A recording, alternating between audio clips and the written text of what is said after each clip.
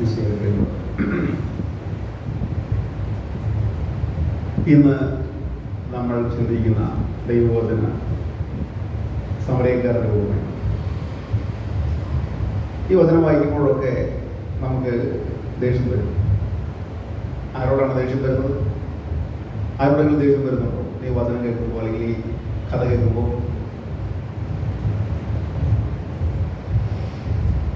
ദേഷ്യം വരുന്നുണ്ട്, അല്ലെങ്കിൽ ദേഷ്യം വരുമെന്ന് ഞാൻ പറയുന്ന ആ വാദത്തോട് യോജിക്കുന്നവർ കൈവയ്ക്കുകയും ഒരു വികാരമില്ല. മറ്റുള്ളവരെ ഈ കഥ വായിക്കുമ്പോൾ നമുക്ക് ദേഷ്യം വരുന്നത് ആരോടാണ്? ആ പുരോഹിതനോടും ആ ലേവായനോടും നമുക്ക് ദേഷ്യം വരും. കാരണം എന്താണ്? പുരോഹിതനായിട്ട് ആ മനുഷ്യൻ ചെയ്ത പണിയുണ്ട്.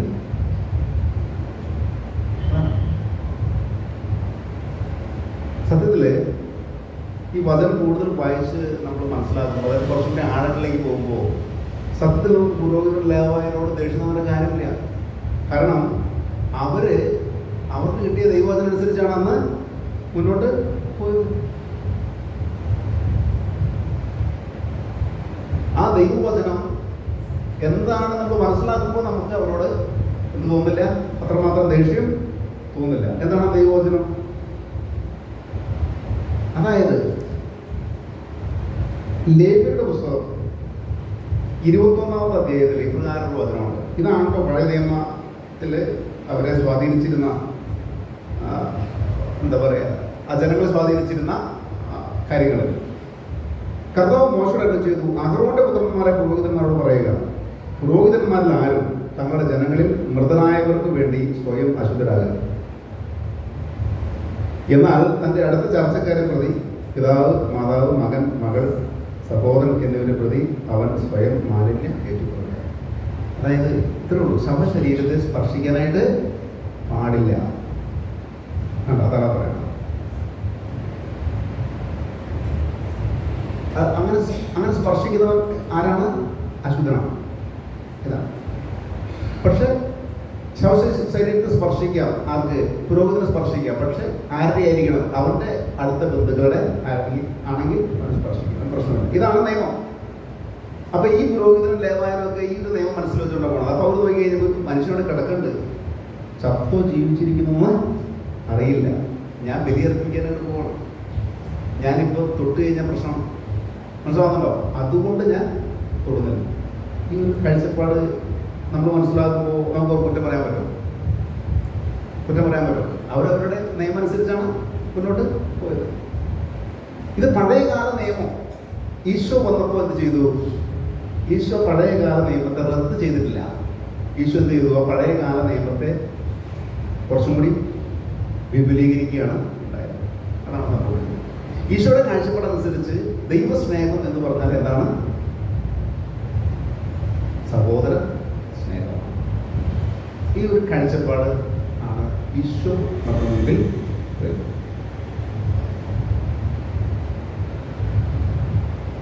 നിയമങ്ങൾ പൂർത്തിയാക്കാനാണ് ഈശോ കൃത്യമായിട്ട് തന്നെ പറയുന്നുണ്ട്. പഴയ നിയമങ്ങൾ അസാധുവാക്കാനല്ല എന്ന് പറഞ്ഞുകൊണ്ട് ഈശോ പറയുന്നുണ്ട്. അത് പൂർത്തിയാക്കാനാണ് ഞാൻ പോകുന്നത്. അതൊരു കൂട്ടിച്ചേർക്കൽ ഈശോ നടത്തുന്നത് എന്താണ്? ദൈവസ്നേഹത്തിൽ സഹോദര സ്നേഹം കലർപ്പില്ലാതെ ഈശോ ഉൾപ്പെടുത്തി. മറ്റൊരു വാക്കിൽ പറഞ്ഞ് ദൈവത്തെ സ്നേഹിക്കുകയും സഹോദരൻ വെറുക്കുകയും ചെയ്യുന്നവർ ദൈവരാജ്യത്തിന് യോഗ്യനല്ല.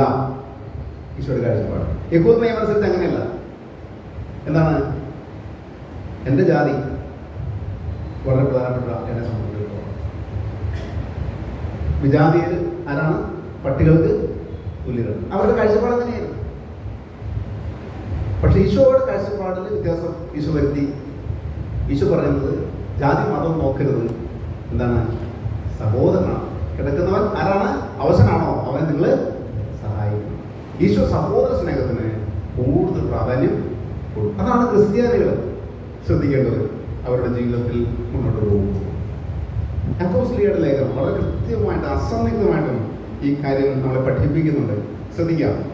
അപ്പോസ്തലരുടെ ലേഖനം 2-ാം അധ്യായം 14-ാം വാക്യത്തിൽ പ്രകാരം പറയുകയാണ്, എന്റെ സഹോദരനെ വിശ്വാസമെന്ന് പറയുകയും പ്രവൃത്തി ഇല്ലാതിരിക്കുകയും ചെയ്യുന്നവന് എന്ത് ഗുണമാണുള്ളത്? ഈ വിശ്വാസത്തിന് അവരെ രക്ഷിക്കാൻ കഴിയുമോ? ഒരു സഹോദരന് നഗ്നമായിരിക്കുകയും അനന്തരം ഭക്ഷണമില്ലാതിരിക്കുകയും ചെയ്യുമ്പോൾ നിങ്ങൾ ആരെങ്കിലും ശരീരത്തിന് ആവശ്യമായത് അവർക്ക് കൊടുക്കാതെ സമാധാനത്തിൽ പോവുക, തീ കായുക, വിശപ്പെടുക എന്നൊക്കെ അവരോട് പറയുന്നെങ്കിൽ അതുകൊണ്ട് എന്ത് പ്രയോജനം? അതുപോലെ പ്രവൃത്തികൾ കൂടാതെ ഒരു വിശ്വാസം അതിൽ തന്നെ നിർജ്ജീവം. ഈ വചനം നമ്മൾ മനസ്സിലാക്കി. അടിസ്ഥാനപരമായിട്ട് ക്രിസ്ത്യാനികളെ നയിക്കുന്ന വചനങ്ങളാണ്. പരസ്നേഹ പ്രവർത്തനങ്ങൾ നമ്മൾ ചെയ്യുമ്പോൾ നമ്മൾ ജാതി മതവും നോക്കാറില്ല. ഇത് ക്രിസ്ത്യാനികൾ തന്നെ പലപ്പോഴും ഉന്നയിക്കുന്ന ആക്ഷേപമാണ്. മറ്റു പല മതങ്ങളും ജാതി മതം നോക്കിയിട്ടാണ് അതൊക്കെ ചെയ്യും. നമ്മൾ അങ്ങനെ ചെയ്യുന്നില്ല. അതിന് കാരണം ഈശോയുടെ കാഴ്ചപ്പാടെന്നാണ്.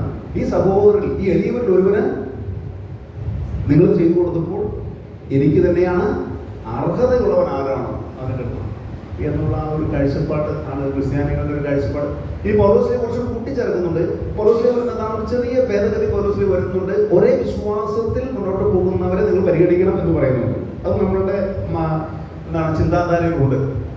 അപ്പോൾ ഈ ഒരു കാര്യം നമ്മൾ മനസ്സിലാക്കണം. അപ്പോൾ നമ്മൾ സഹായിക്കുമ്പോൾ എപ്പോഴും എന്താ പറയുക, ഈ ഒരു കാഴ്ചപ്പാടിലാണ് നമ്മൾ സഹായങ്ങൾ നമ്മൾ കൊടുക്കുക.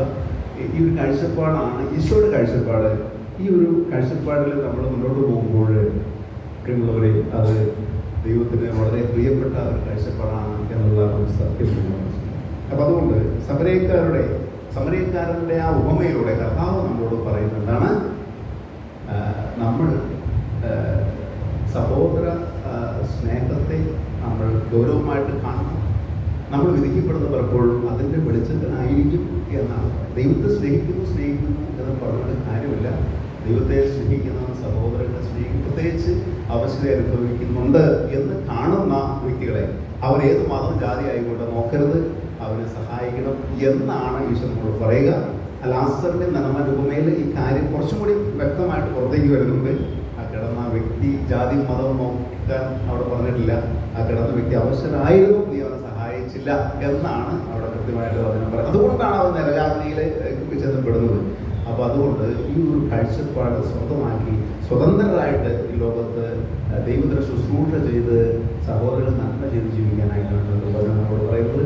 നമുക്ക് ഒരു നിമിഷം കണ്ണുകൾ വെച്ച് പ്രാർത്ഥിക്കാം. കർത്താവേ ഈശോയെ, ഞങ്ങളുടെ ജീവിതത്തിൽ മുന്നോട്ട് പോകുമ്പോൾ അങ്ങയുടെ വചനങ്ങൾ ഞങ്ങൾ നയിക്കട്ടെ. ദൈവസ്നേഹം എന്നാൽ സഹോദര സ്നേഹമാണ് എന്നാണ് ഞങ്ങളെ പഠിപ്പിച്ചത്.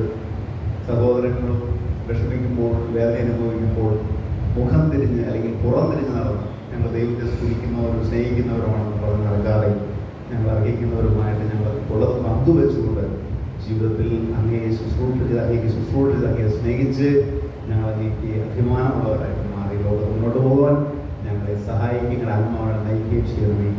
പിതാവും പരിശുദ്ധാത്മാവുമായി സർവേശ്വരൻ എന്നേക്കും.